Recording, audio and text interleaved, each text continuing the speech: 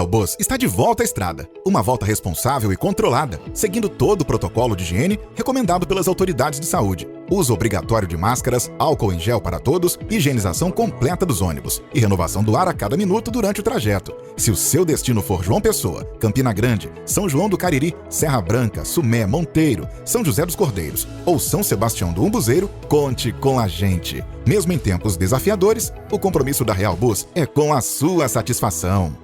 Graças a Deus, estamos juntos nessa manhã de quinta-feira, hoje 23 de setembro, dia do soldador e do técnico e também início da primavera. Você vai ficar agora com o reverendo Hernandes Dias Lopes e o reverendo Jeremias falando sobre esgotamento. Olá, gente boa! Sala de prosa, hein? Conversa, sustância. Hoje é sobre esgotamento pastoral. Fica aí, hein? Vai embora não.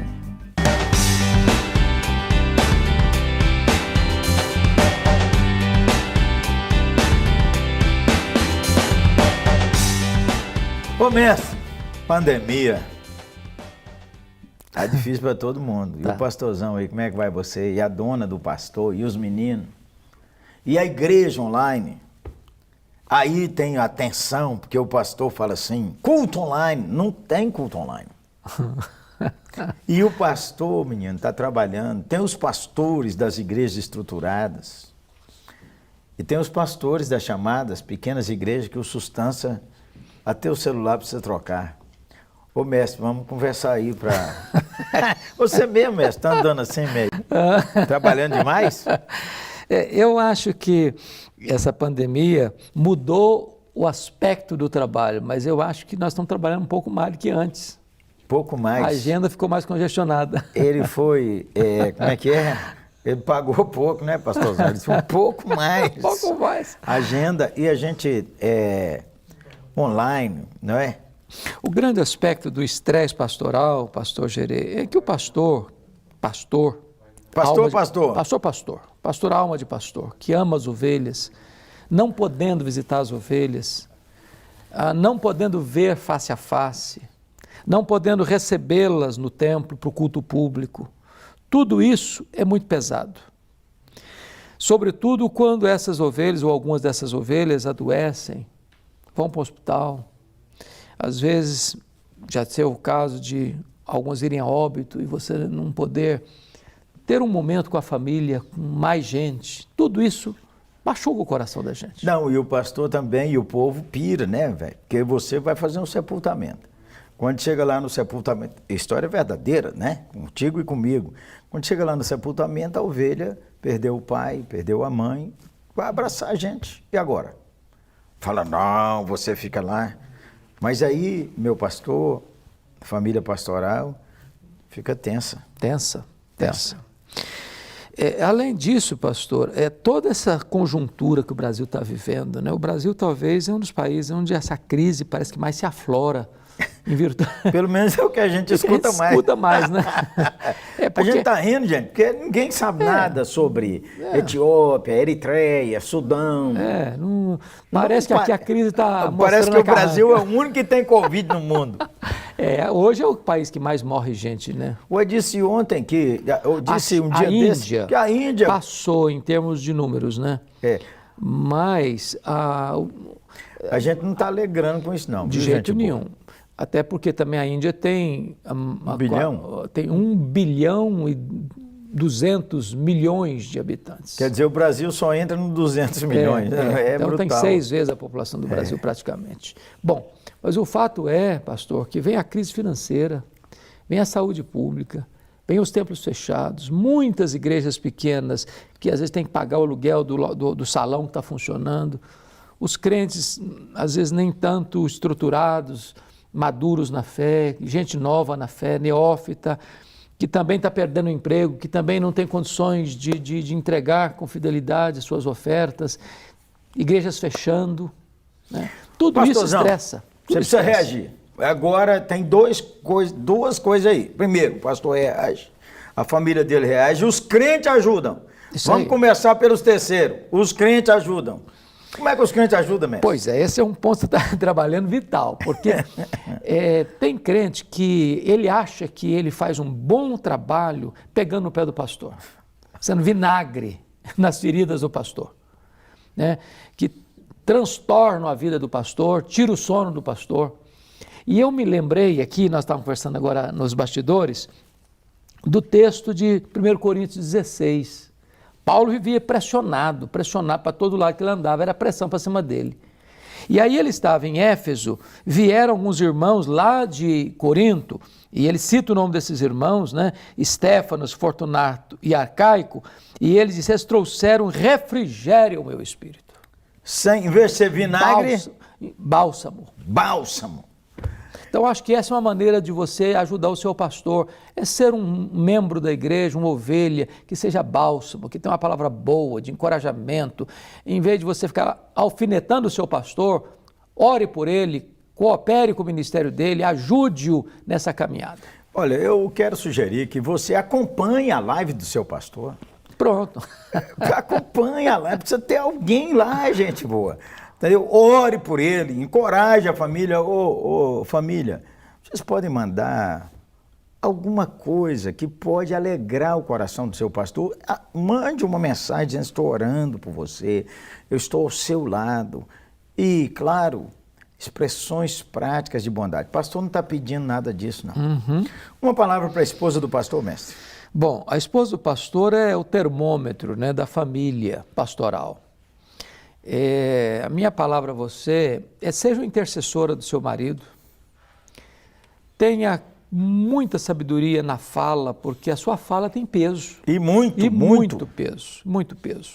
Então, seja um bálsamo, seja uma encorajadora, uma aliviadora de tensões, uma intercessora, uma amiga, uma encorajadora. Isso vai refletir no ministério do seu marido, isso vai refletir em toda a comunidade, em toda a igreja. Ô menina, e faça umas coisas sem glúten, porque eu... faça umas saladonas aí pro varão, não... Abençoado aí, né? Abençoado. As blusas não estão cabendo sustância. Olha, pastorzão e menina, cuida de sua cabeça. A palavra de Deus diz em Provérbios 17:22, o coração alegre é um bom remédio, alegre seu coração. Como o mestre estava falando, as irmãs, encorajem a esposa do pastor, porque muitas vezes, varão, muitas vezes não, na pandemia, algumas famílias pastorais tiveram uma baixa geral. Às vezes, a senhora é a líder das mulheres, ou a líder dos adolescentes, ou das crianças, e deu uma baixa geral. Então, o que o mestre falou aqui sobre os membros elevarem, é porque deu uma baixa geral. Calma, vai passar, e a gente precisa passar com paz. Uhum. Agora, dá 3 dicas para o pastor e eu dou 3. Pronto, então da primeira. Olha aqui o que está em Filemon, capítulo 1, que só tem um capítulo mesmo. Ei, ato valho! Até o Proparoxítero, menino! Versículo 7 está escrito assim, pois, irmão, tive grande alegria e conforto no teu amor, porquanto o coração dos santos tem sido reanimado por teu intermédio. Você, pastor, precisa reanimar o coração dos santos.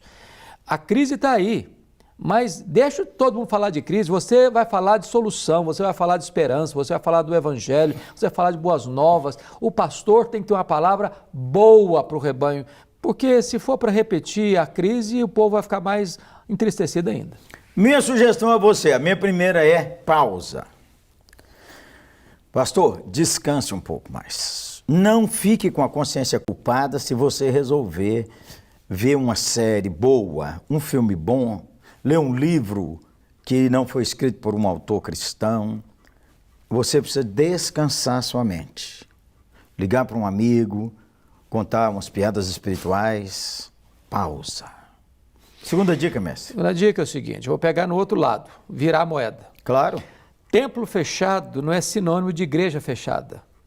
O templo pode estar fechado, a igreja está aberta e dinâmica e viva. Então, não pense porque agora está em pandemia, tudo fechado, que você vai cruzar só os braços, ficar lá o dia inteiro na Netflix. É bom assistir de vez em quando, eu também assisto. Pausa. Pausa não é a vida toda. Claro. Então, é hora de você pensar, Deus me dá estratégias para falar ao meu povo e falar além da minha igreja local. Segunda palavra, paz. Paz.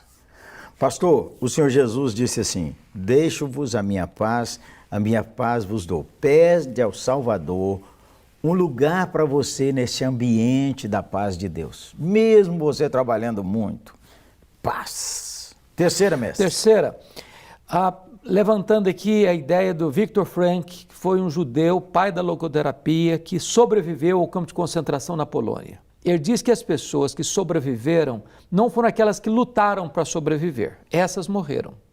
Mas as pessoas que na crise ainda lutaram para ajudar outras pessoas a sobreviverem. Se você olhar para seu drama, você naufraga. Se nas lutas da vida você pensa em ajudar outras pessoas, você encontra forças para prosseguir. Terceira palavra, perdoe os crentes vinagre, perdoe os incrédulos que falam, perdoe os políticos que você acha que estão atacando a igreja. A igreja está nas mãos do dono. Amém. O Senhor Jesus está vivo, a igreja está vencendo. Pastorzão, mantenha seu coração livre de amargura, beleza? Glória a Jesus.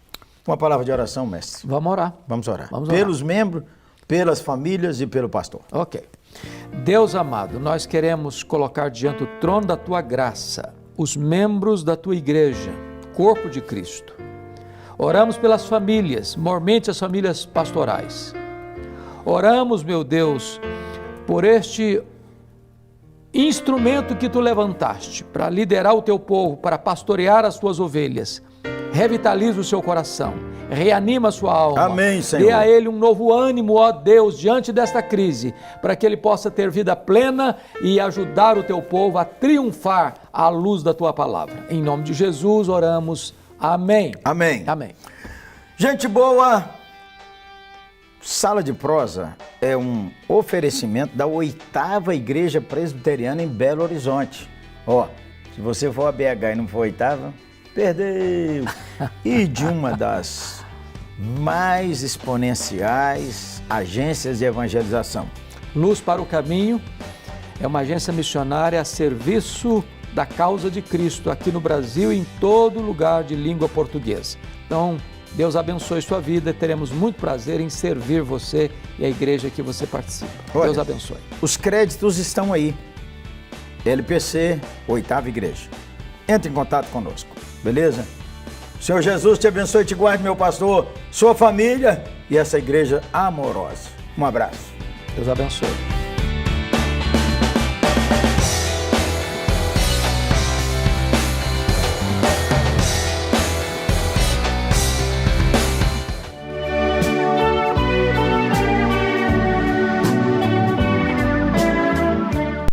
Conta-se que um ateu estava na beira da praia e viu uma criança. Criança, quando está na beira da praia, ela fica fazendo aqueles buracos, né? Traz num baldinho água ali. Então tinha uma criança que estava fazendo isso e aquilo chamou a atenção daquele ateu. E foi até a criança, disse: meu filho, depois de muito tempo, o menino ia lá, pegava um baldinho d'água, trazia, botava dentro do buraco. E aí aquele ateu disse: meu filho, eu estou aqui há muito tempo observando que você vai, incontáveis vezes, traz água para botar aqui dentro. Por que você está fazendo isso? A criança disse: eu estou tentando colocar toda a água do oceano aqui dentro. Eu disse: mas isso é impossível. A criança respondeu: assim como é impossível o senhor querer provar que Deus existe, que Deus não existe. Que lição, né? Que lição aquela criança deu para aquele ateu? O senhor está dizendo que não é possível eu colocar toda a água do oceano aqui dentro? Assim também é impossível o senhor provar a não existência de Deus. Meus irmãos, as pessoas estão muitas vezes trocando o certo pelo duvidoso, o que é verdadeiro por aquilo que é mentira.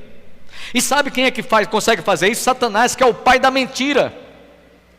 Ele é quem consegue enganar as pessoas, ao ponto de até dizer que o comunismo é uma maneira boa de se praticar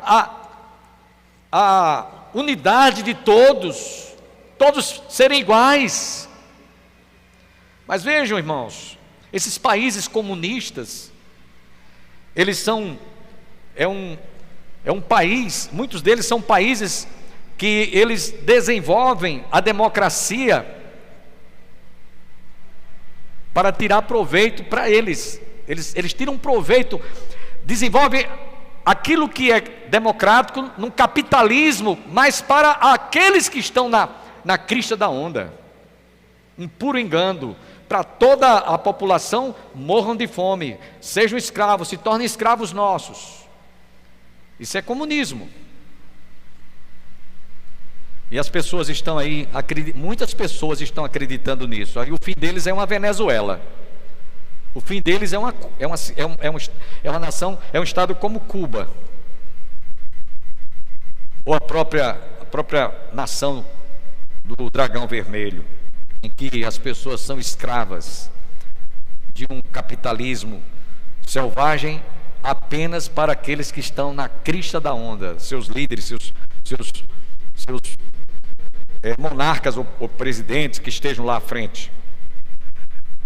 Quero dizer para vocês, irmãos, que a fé, ela está ao alcance de todos, e a fé que eu estou falando aqui é a fé espiritual, é a fé transcendental, digo a fé teológica, a fé sobrenatural. O homem do campo, o médico, o doutor, o engenheiro, o advogado, o homem mais sábio possível, ele vai entender quando ele abrir os ouvidos da alma e do seu coração para crer na palavra de Deus. Há uma passagem na Bíblia que muito, mas muito me chama a atenção. Me chama a atenção, não que não seja as demais que não me chamam a atenção, mas essa me chama mais a atenção, porque se trata de uma mulher que ela estava há 12 anos sofrendo de uma hemorragia. Vocês conhecem a história, está lá no Evangelho de São Marcos, capítulo 5, versículos 21 a 27. E aquela mulher já gastara todos os seus dinheiros, seus haveres com os melhores médicos, os melhores clínicos. Ela se tratara nas melhores clínicas da época, mas ao invés dela melhorar, ela ia de mal a pior. Mas o que me chama a atenção é que diz o texto que ela, tendo ouvido falar em Jesus, é isso que me chama a atenção. Tendo ouvido falar acerca ou a respeito de Jesus. Por isso que a Bíblia diz que a fé vem pelo ouvir. Ela ouviu os milagres que Jesus realizara, paralíticos foram curados, cegos passaram a enxergar, endemoniados foram libertos. Lá em Gadara, ela ouvira falar da multiplicação dos pães, ela ouviu falar que Jesus ressuscitou a filha de Jairo, o filho da viúva de Naim. Ela ouvira falar tudo isso. Lázaro ressuscitou, o cego enxergou, o cego Bartimeu. Jesus ressuscitou até quem estava morto já há 4 dias. Então ela, tendo ouvido falar sobre tudo a respeito de Jesus, ela pensou consigo mesma: eu sei que se eu for a Ele vai me curar, e não precisa eu me aproximar dele, não precisa de eu tocar nas vestes dele, não precisa de eu parar de escutar, basta eu tocar na orla das suas vestes, basta eu tocar na sua roupa, e eu sinto que eu vou ficar curada. Aquela mulher pensou consigo mesma. E o que me chama a atenção, irmãos, é que a multidão estava todas ali roçando em Jesus, todo mundo batia nele, de lado, de trás, de frente, mas somente aquela mulher tocou em Jesus diferente de todos, porque ao ponto de chamar a atenção de Jesus: parem, alguém me tocou. E alguém deve ter dito: mestre, como é que a gente pode saber identificar quem foi que te tocou? Todos te tocam. Ele disse: eu senti que de mim saiu virtude. O toque daquela mulher me chama a atenção, porque ela foi atraída pelo que ela ouvira falar acerca a respeito de Jesus. Ao contrário de um Pedro que andou com Jesus lado a lado, mas teve tantos momentos que ele realmente foi uma decepção. Jesus estava no mar da Galileia, ele estava no monte orando, ele estava no barco. Jesus então se aproxima, andando por sobre as águas, e eles a princípio pensaram que era um fantasma. É um fantasma, estavam com medo, eles acreditavam em alma. Quando Jesus se aproximou, a proporção que foi se aproximando, Pedro identificou que se tratava de Jesus, disse: mestre, permita que eu vá até onde tu estás. Jesus disse: vem. Diz o texto que ele, enquanto olhava para Jesus, andava, caminhava. Mas quando ele tirou a vista de Jesus, dos olhos voltaram para as águas, diz que ele começou a sossobrar, começou a afundar, e ele disse: Senhor, socorre-me, salva-me. Jesus então disse: por que duvidaste, homem de pouca fé? Levanta-te, homem de pouca fé.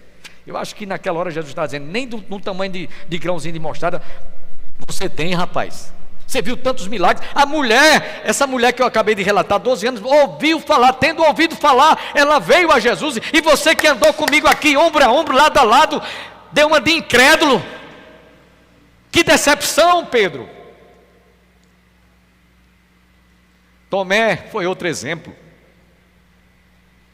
Só acredito que ele ressuscitou se eu estivesse lá, se eu colocasse a mão de lado, e sentisse as chagas que perfuraram suas mãos, aí eu acredito, mas enquanto eu não conseguir detectar ou confirmar isso, eu não acredito. Jesus esperou na primeira oportunidade. Jesus aparece a eles, todos trancados, e Jesus, a primeira pessoa que se dirige é a Tomé. Tomé, vem cá. Tomé, põe a tua mão aqui de lado, onde um soldado deu um desfecho, um golpe de uma espada. Põe a tua mão aqui. Tomé, veja que sou eu mesmo, Tomé. Tomé, não sejas incrédulo, sejas crente. Olha, Tomé, bem-aventurados são aqueles que não tiveram o privilégio que você teve de me ver, de andar comigo e creem em mim. Irmãos, nós somos muito mais bem-aventurados do que Tomé, porque a gente não teve a oportunidade de vê-lo visivelmente, mas pelos olhos da fé nós cremos nele, nós estamos crendo que realmente ele veio a este mundo para nos salvar. Louvado seja o nome do Senhor. E é por isso que você vai ver muitos homens e mulheres vindo a Jesus, e a todos eles que vieram a ele dizia: a tua fé te salvou, ou a tua fé te curou. Cego Bartimeu e tantos outros: a tua fé te salvou, a tua fé te curou. Agora, irmãos, preste atenção. Quando Jesus, vimos isso hoje pela manhã, no estudo da lição, lá em Mateus 21, verso 18 a 22, ele amaldiçoou uma figueira, porque não estava, ele procurou figos e não tinha figos, ele amaldiçoou, disse: nunca mais nasça fruto de ti. Aquela comparação que Jesus deu, e aquele juízo que ele aplicou àquela figueira, era para mostrar que Israel, ele veio para o que era seu e os seus não receberam, antes rejeitaram-no. E ele estava dizendo: olha, vocês que eram para acreditar em mim, vocês estão sendo comparados a essa figueira que não vai dar frutos. Eu vim para o que era, João diz, eu vim para o que era seus e os seus não, ele veio para o que era seu e os seus não receberam. Primeiro capítulo de João, verso 10 a 11. Portanto, uns ouvem o Evangelho para a sua salvação, outros para a sua condenação. No versículo 6, que eu não li, desse capítulo 11, ele diz assim: de fato, sem fé é impossível agradar a Deus, porquanto é necessário que aquele que se aproxima de Deus creia que Ele existe e que se torna galardoador dos que o buscam. Ou seja, ele está dizendo o seguinte: quem quiser crer tem que realmente exercer essa fé em Deus, não a fé comum ou natural, não a fé espiritual ou religiosa, mas é aquela fé transcendental, essa fé teológica, essa fé sobrenatural.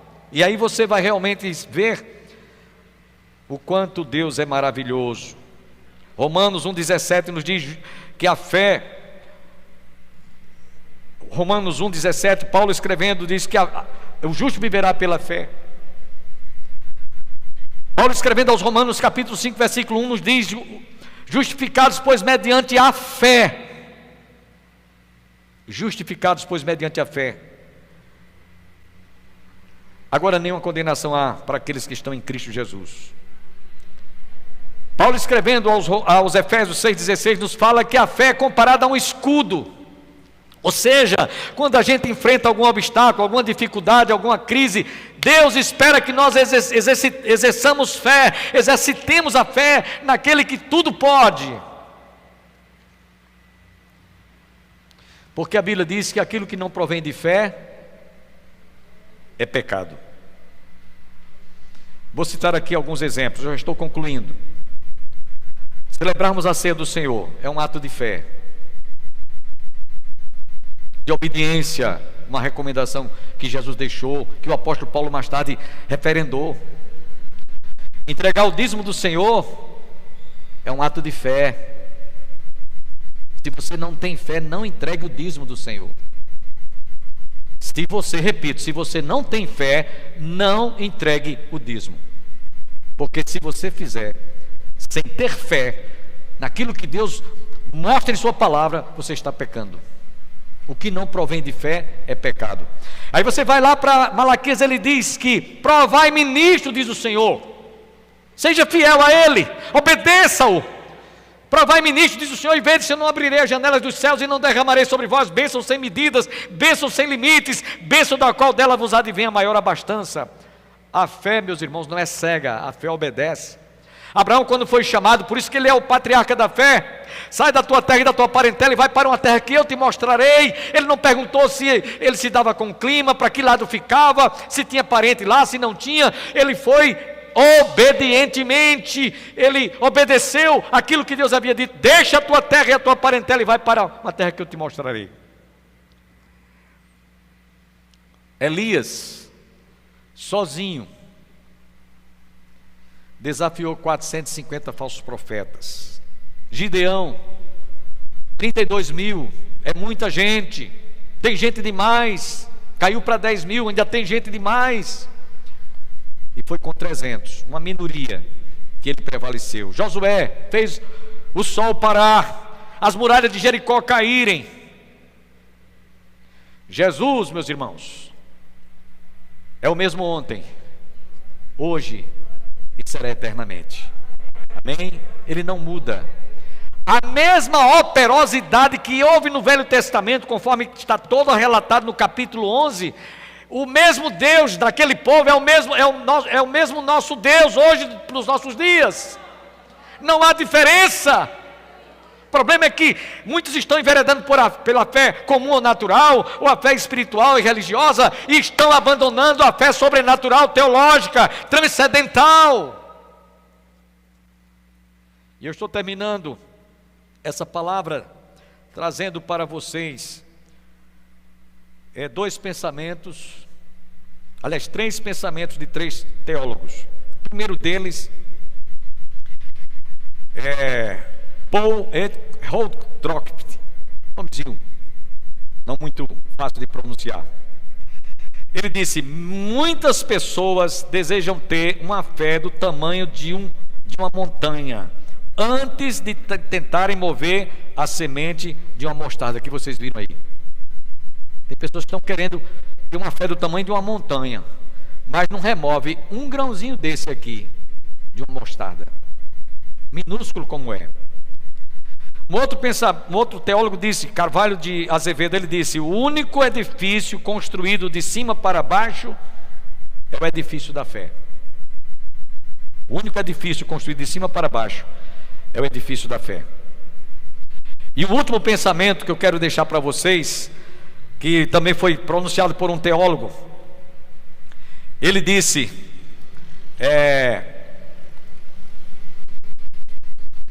a fé não pergunta como, onde e quando, ela coloca-se nas mãos de Deus.